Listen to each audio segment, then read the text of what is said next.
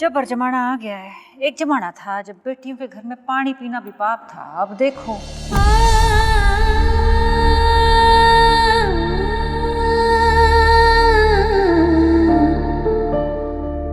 कहाँ हुआ, हाथ करने वाला मुंह के पास आते आते रुक गया।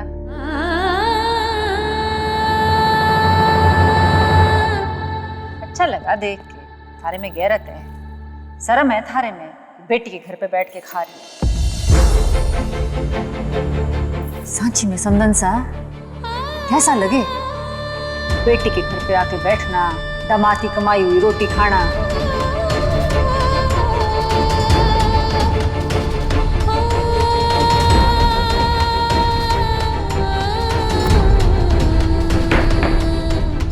कहाँ हो गए हो? मारी बात तीर की तरह कालजे में लगी।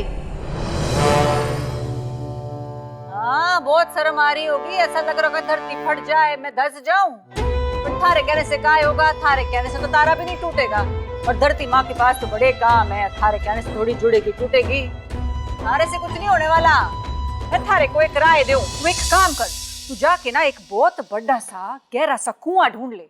ना ना ना ना, अपने यहाँ तो झीलें बहुत हैं, जाके डूब मर।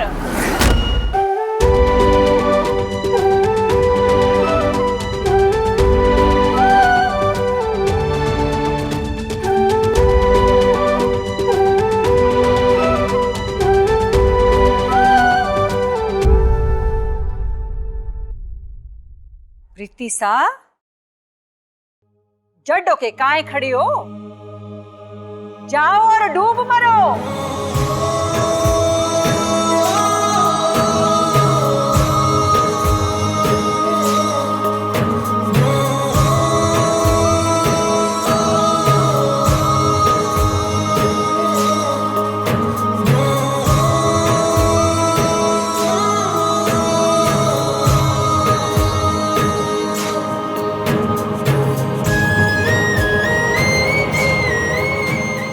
मरी जाना चाहिए। ये कहानी खत्म कर, अमर हो जा।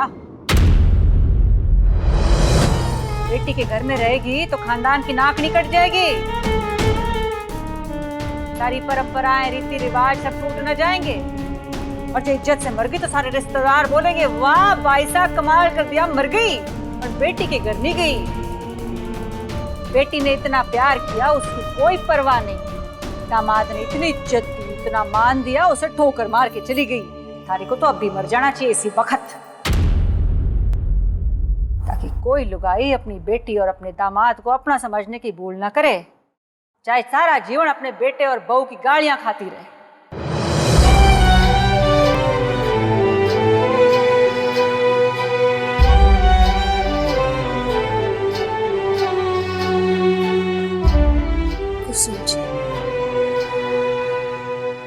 कौन सी दुनिया में रहो भाई साहब, कौन सी दुनिया में रहो?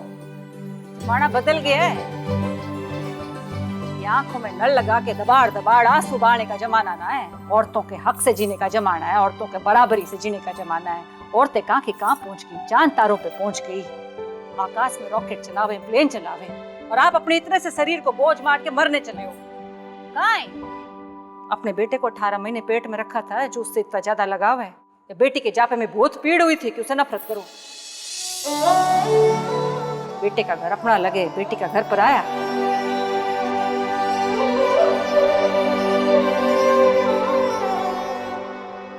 मैं अपनी बात बताऊं थारे को, मैं अपनी माँ की 7वीं बेटी थी और मारे बात मारी माँ ने बेटा जना, घर का वारिस चिराग।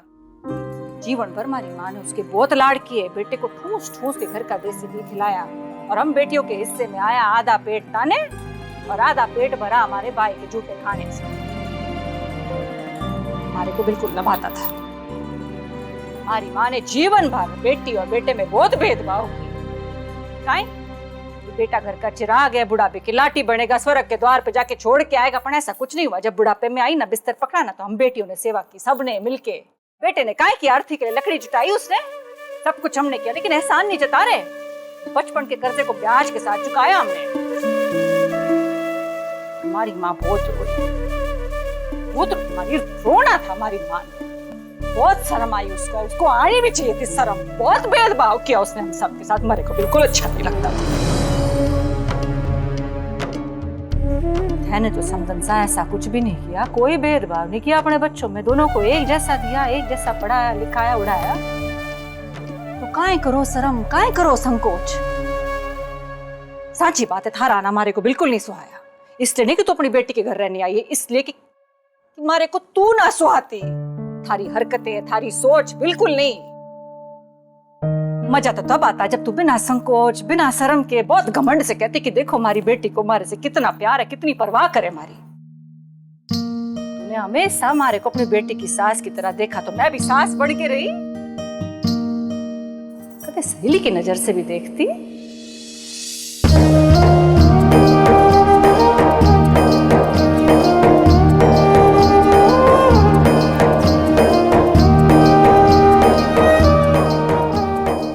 आज सुबह अपने लिए भी चाय बनाती, हमारे लिए भी चाय बनाती, दोनों साथ में बैठते सुड़क के पीते, मजा आता। सिरदर्द तो सिर्फ हमारा एक बहाना था, थारे को पुष्कर जाने से रोकना चाह रही थी, थारे जंग लगे दिमाग के ताले को खोलना चाहती थी।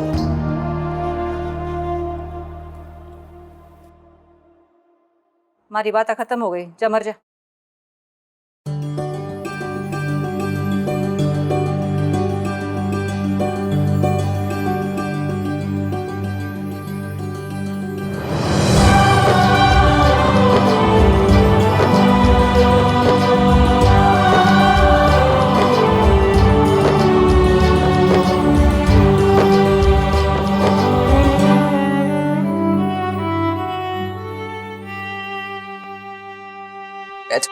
ये मेरी दोस्त गिरजा की बेटी है चंदा। गिरजा भी आने वाली थी, लेकिन उसकी तबीयत थोड़ी खराब हो गई, इसलिए नहीं आ पाई। लेकिन मुझे बहुत खुशी है बेटा तुम आई। मुझे आना ही था, आपने इतने प्यार से जो बुलाया।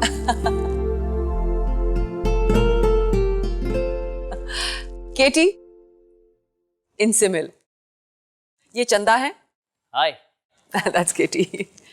खुद की वेडिंग प्लानिंग फर्म है जिसे अकेले संभालती है, ड्रीम बेल। Not bad. और मुझे सेलिब्रिटी गेस्ट बनकर वेडिंग्स अटेंड करना अच्छा लगता है।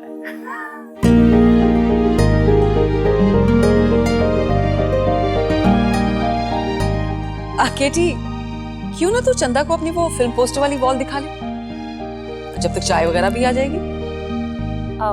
Yeah, I'd love that. I'm a big fan. Fans के लिए तो जीता हूं, ये नहीं कहूंगा कि उनके लिए मरता हूं, क्योंकि कलाकार कभी मरते नहीं हैं। This way, please. जाओ बेटा। Thank you.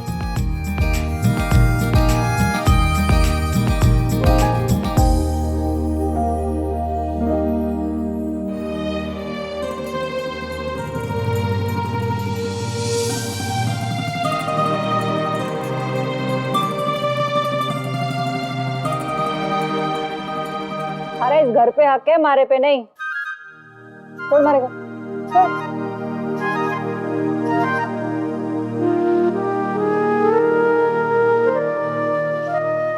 अभी आंसू पहुंच।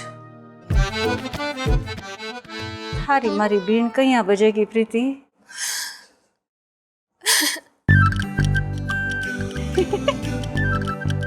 हस्ती चौकी दिखे।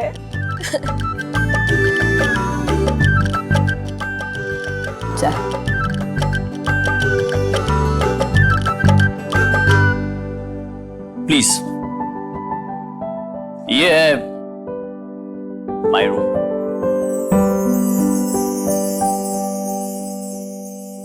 Wow, this is incredible. देखकर ही लगता है किसी खास शख्स का है। हर एक कोना, द इंटीरियर्स, हर एक चीज is so classy. Thank you. बस दिल को जो पसंद आया इस कमरे का हिस्सा बनता चला गया। इंटरेस्टिंग। ये पोस्टर वॉल था।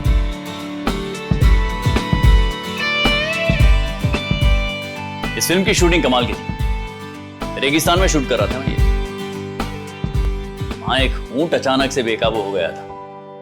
पूरे शूटिंग पे भगदड़ मच गई थी। तब मैं इस ऊंट के सामने गया, हमारी आंखें मिली और पता नहीं कैसे लेकिन ऊंट एकदम शांत हो गया।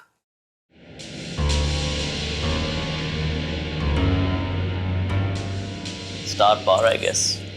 You know what? सब कुछ परफेक्ट है इस रूम में, सिवाय उस कबर्ड के। I mean, you know, आपके टेस्ट और पर्सनालिटी को सूट नहीं करता। Too simple. ये तो लव एट फर्स्ट साइट है, थी किसी और की, लेकिन इसे मैंने पहली बार देखा और इसकी सादगी में छिपी खूबसूरती सीधे दिल को छू गई। बड़ी मुश्किल से मिली है। तो क्या इस कमरे में एक ही ऐसी चीज है जिसकी खूबसूरती आपके दिल को टच कर गई?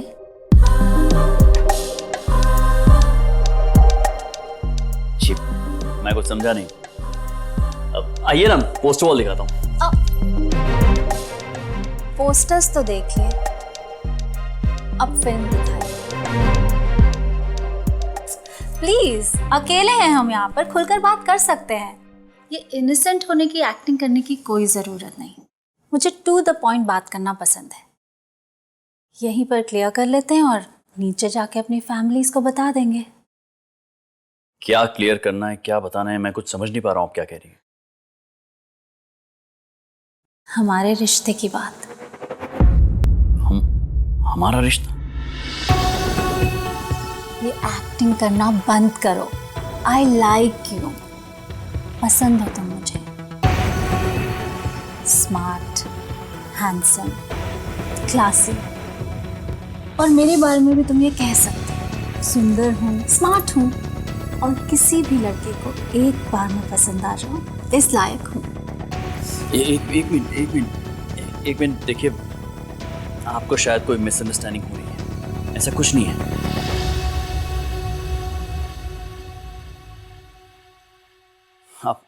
आप खुद एक पढ़ी लिखी समझदार लड़की हैं, अपनी वेडिंग प्लानिंग फर्म खुद संभालती हैं। आपको तो पता होना चाहिए कि रिश्ते ऐसे नहीं बनते हैं।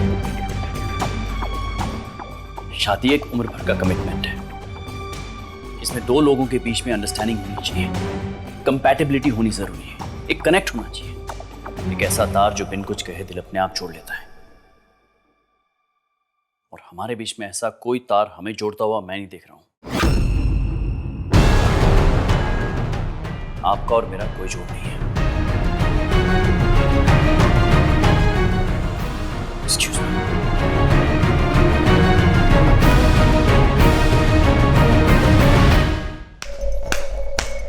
How dare you! मुझे तो अपने फिल्मी डायलॉग्स तुमने सुना दिए, अब मेरी भी एक बात सुन के जाओ।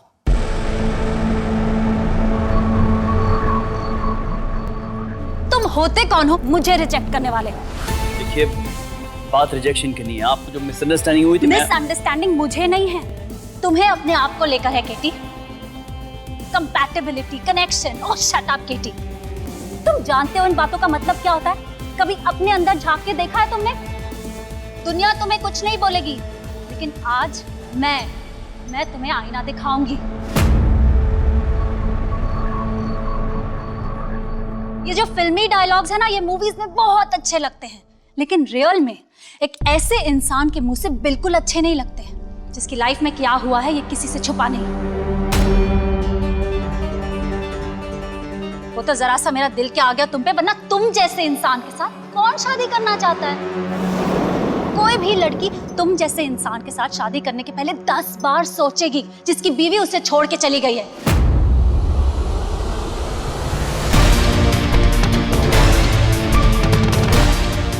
Who knows? इसी में कोई कमी हो? अगर मैं गलत कह रही हूँ तो बुलाओ अपनी लाइफ पार्टनर, अपनी वाइफ मिसेस टिब्रेवाल को, उन्हीं से पूछ लेते हैं कि तुम्हारी शादी में कितनी अंडरस्टैंडिंग थी।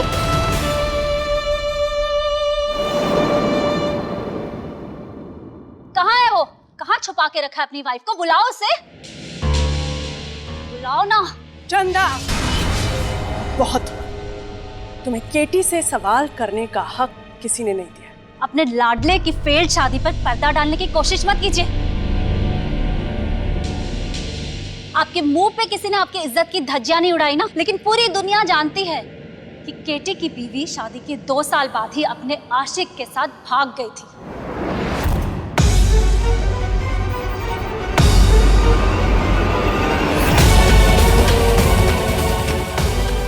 बस चुप हो जाओ और जाओ यहाँ से।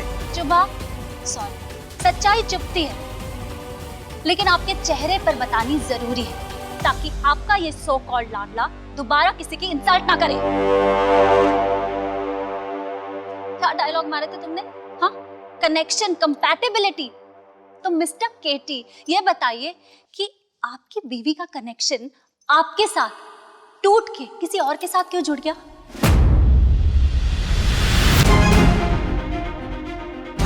पकड़ के नहीं रखा था क्या ठीक से?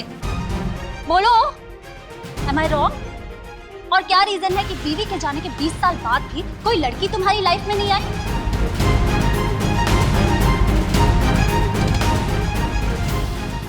दिस शोज मिस्टर केटी कि कहीं ना कहीं फेल तुम हुए हो।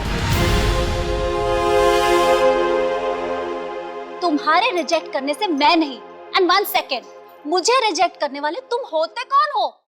Who the hell are you? बीते हुए जमाने के भूले हुए एक्टर ही हो ना तुम।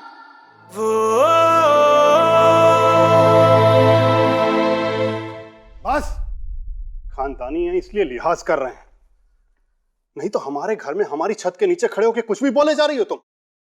केटी के खिलाफ एक शब्द नहीं सुनेंगे हम।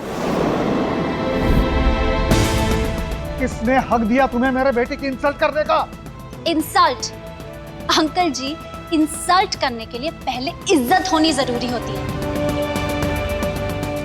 किस बात का घमंड है इसे? हाँ, द केटी का ढोल बजा के शहरों की सड़कें नापता फिरता है ये। 20 साल हो गए हैं, 20 years इस द केटी की कोई मूवी आए हुए। कौन जानता है इसे? कौन है ये? Who is he? कौन सा नाम कमा लिया इसने? कौन से पैसे कमा लिए? कौन से बिजनेस में झंडे गाड़ दिए इसने? अपने फादर और चाचा के कमाए हुए पैसे और इज्जत की ऐंठ में सुपरस्टार बना फिरता है ये द केटी, आपका नकारा बेटा।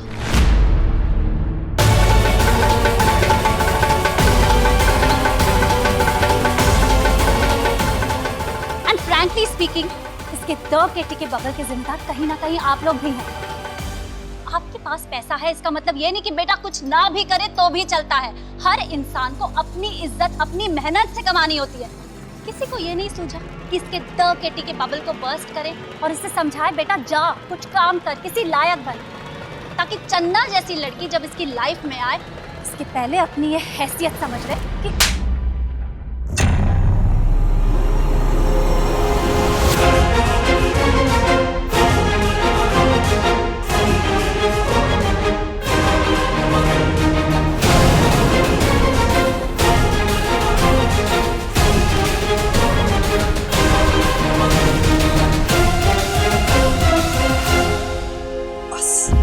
बहुत सुन ली तुम्हारी बकवास। मेरा केटी मेरा गुरूर है। इस घर का ही नहीं, हर उस इंसान का जो केटी को जानता है और पहचानता है। तुम जैसी छोटी सोच वाले लोग क्या जानो कि रिश्ते और प्यार ऐसे से नहीं कमाए जाते।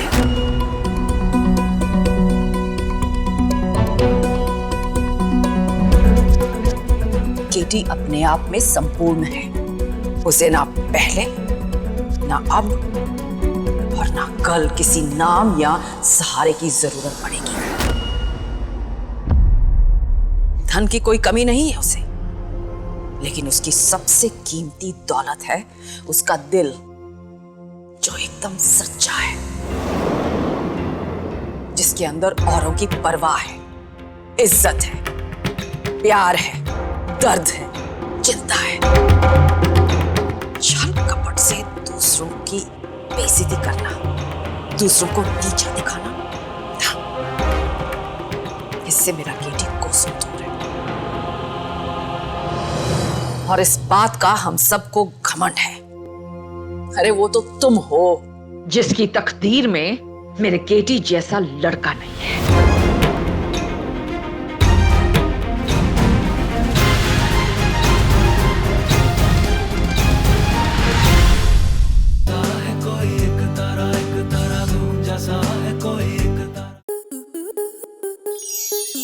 स्टार प्लस के ऐसे ही और बेहतरीन लम्हे देखने के लिए सब्सक्राइब करें हमारे YouTube चैनल को।